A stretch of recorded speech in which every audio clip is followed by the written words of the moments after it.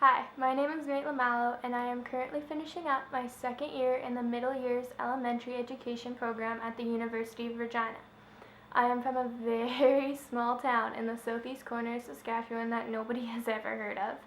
And in 2015, I graduated grade 12, and then in the fall of 2015, I moved to Regina to start my education at the U of R.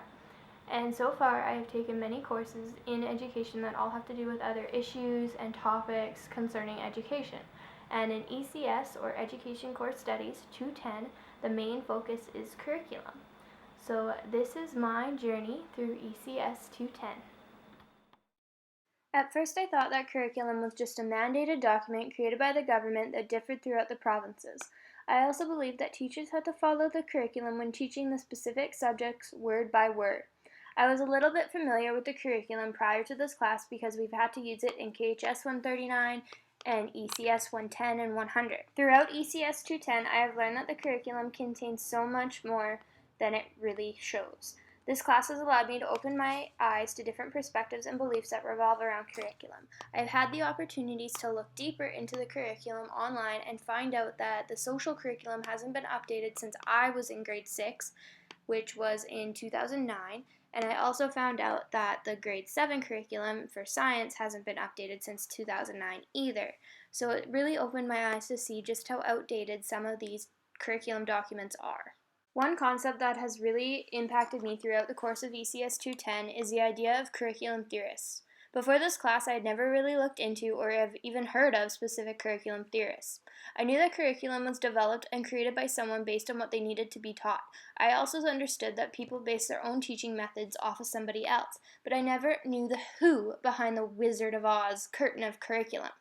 I learned about the different theories discussed by the theorists that helped me to develop my own beliefs as a future educator in the teaching profession. Two theorists that helped me to further develop my teaching philosophy are Maxine Greene and Maria Montessori. Maxine Greene is helping to shape my own teaching philosophy in a uniquely artistic perspective. We learn through our experiences, so learning from experience should be incorporated into the classroom setting through the idea of inquiry-based learning. When students are given the opportunity to be more involved, they are already processing the new experiences of what they are learning with what they already know. Maria Montessori is another educational theorist who has helped me to guide my emerging teaching philosophy. I believe that the more educated a person is, the less ignorant they are to the world around them and the more knowledgeable they can be. I also believe that it is important to understand the past and where we have come from in order to understand how to move on and where we must go as a human race.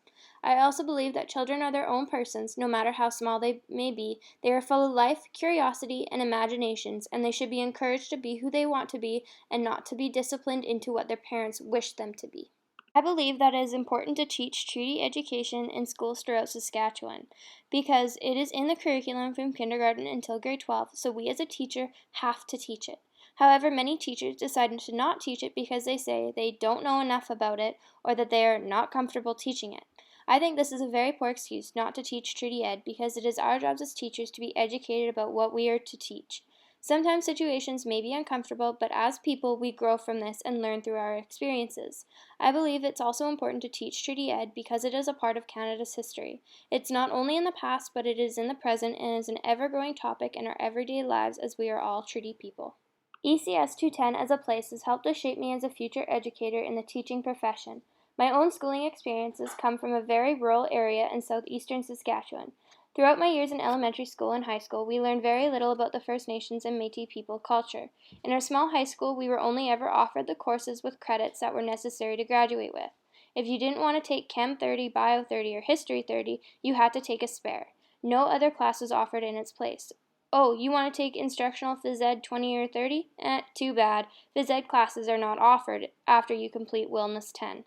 I thought this was normal. It's what I was used to, until I came to university and realized how wrong this was. At the time of this course, my teaching philosophy has continued to develop.